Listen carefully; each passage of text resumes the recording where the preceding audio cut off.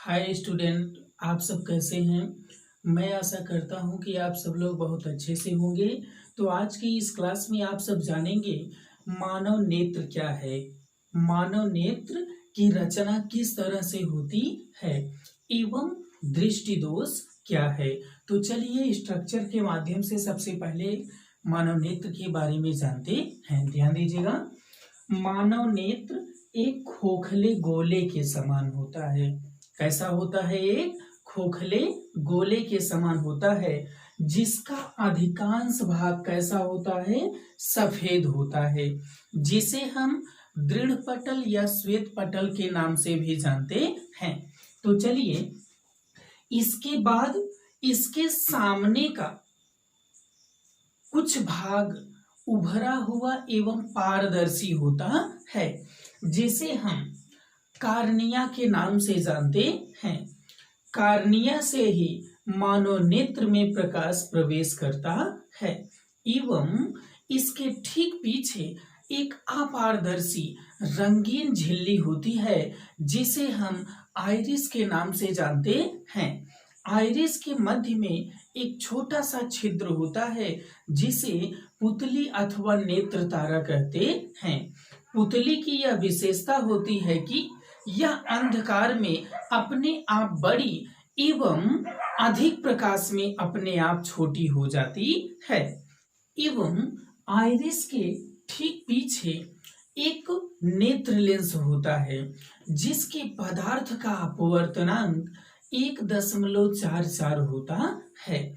इसके ठीक सामने एवं आइरिस के बीच में, मीन्स नेत्र लेंस के सामने और आइरिस के बीच में अथवा नेत्र लेंस और आइरिस के बीच में एक नमकीन द्रव भरा होता है, जिसे हम जली द्रव के नाम से भी जानते हैं। इस द्रव का अपवर्तनांक 1.336 होता है एवं नेत्र लेंस के पीछे एक गाढ़ा द्रव भरा होता है, जिसे हम कांचाव द्रव के नाम से जानते हैं अथवा कांच द्रव के नाम से भी इसे जानते हैं। इसका अपवर्तनांक भी 1.336 होता है एवं दृढ़ पटल के ठीक नीचे एक काले रंग की झिल्ली होती है, जिसे हम कोरोइड झिल्ली के नाम से जानते हैं या कोरोइड परत के नाम से जानते हैं।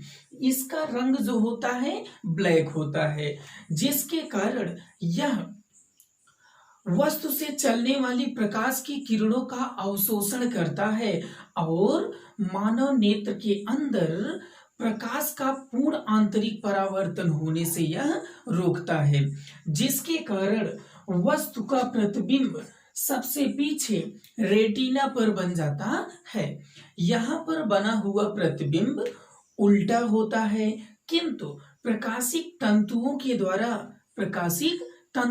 द्वारा आभासी रूप से इस वस्तु का प्रतिबिंब मस्तिष्क सीधा दिखाता है एवं इसी रेटिना के मध्य में एक पीला बिंदु होता है, जिसे पीत बिंदु के नाम से भी जाना जाता है।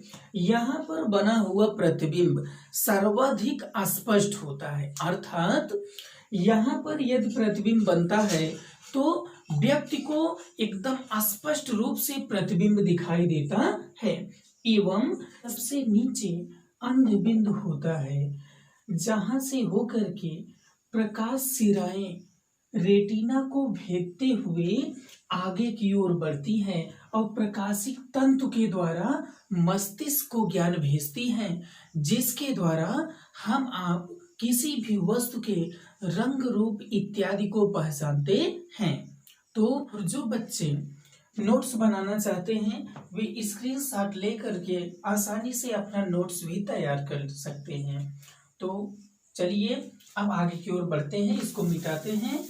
इसके बाद देखते हैं कि मानव नेत्र में उत्पन्न विकार को किस तरह से हम आप समझ सकते हैं।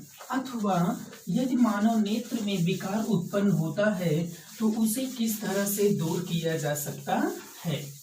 तो चलिए अब हम आगे की ओर बढ़ते हैं। तो अब ध्यान दीजिएगा, दृष्टि दोष क्या है एवं इसका निवारण किस तरह से किया जाता है। तो सबसे पहले जानते हैं दृष्टि दोष के बारे में। मानव नेत्र में उत्पन्न विकार को ही दृष्टि दोष कहते हैं। मानव नेत्र में दृष्टि दोष मुख्यतः 3 प्रकार का होता है। नंबर 1 निकट दृष्टि दोष, नंबर 2 दूर दृष्टि दोष, नंबर 3 जरा दृष्टि दोष। तो सबसे पहले नंबर 1 के बारे में जानते हैं। निकट दृष्टि दोष किसे कहते हैं? जिस व्यक्ति को नजदीक की वस्तुएं स्पष्ट दिखाई दें एवं दूर की वस्तुएं स्पष्ट न दिखाई दें, उस व्यक्ति के नेत्र में निकट दृष्टि दोष होता है। अब बात आती है कि आखिर यह दृष्टि दोष क्यों उत्पन्न होता है। तो जानते हैं इसका कारण क्या है। इसका कारण यह होता है कि नेत्र लेंस एवं रेटिना के बीच की दूरी बढ़ जाती है, अर्थात नेत्र लेंस की वक्रता क्या होती है, बढ़ जाती है। फिर इस दृष्टि दोष को किस लेंस की सहायता से दूर किया जाता है, अर्थात निकट दृष्टि दोष का निवारण। निकट दृष्टि दोष को दूर करने के लिए अवतल लेंस के चश्मे का उपयोग करना चाहिए। अब ध्यान दीजिएगा, नंबर 2 दूर दृष्टि दोष। जिस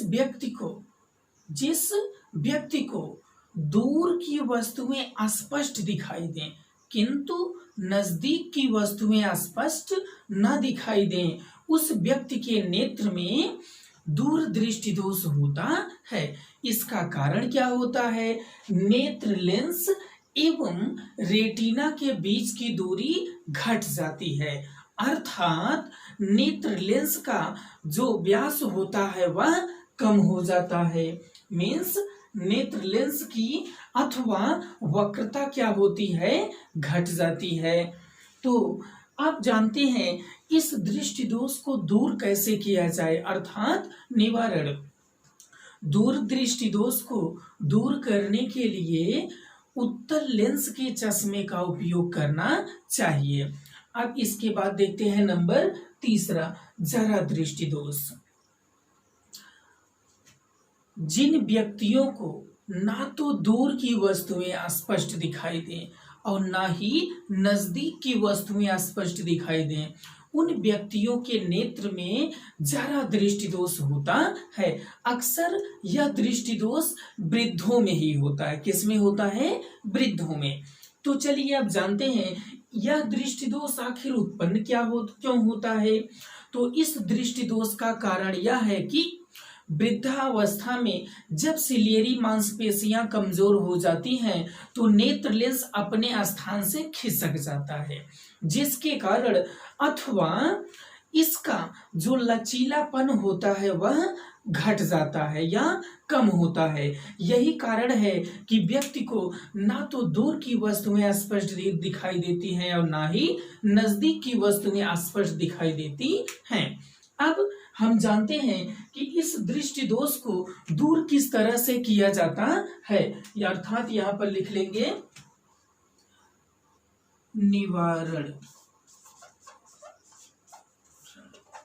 तो अब ध्यान दीजिएगा, इस दृष्टि दोष को दूर करने के लिए हमें द्विफोकसी लेंस का उपयोग करना चाहिए, अर्थात ऐसा चश्मा लगाना चाहिए जिसमें द्विफोकसी लेंस लगे हो, अर्थात अवतल लेंस भी हो और उत्तल लेंस भी हो। ऐसे चश्मे के उपयोग के द्वारा ही जरा दृष्टि दोष को दूर किया जाता है। तो आज की यह क्लास कैसी लगी? अगर अच्छी लगी तो प्लीज़ वीडियो को लाइक करें, शेयर करें। यदि आप नए हैं तो चैनल को सब्सक्राइब अवश्य कर लें, ताकि जैसे ही कोई नया वीडियो अपलोड होता है तो वह मैटर सबसे पहले आप तक पहुंच जाए।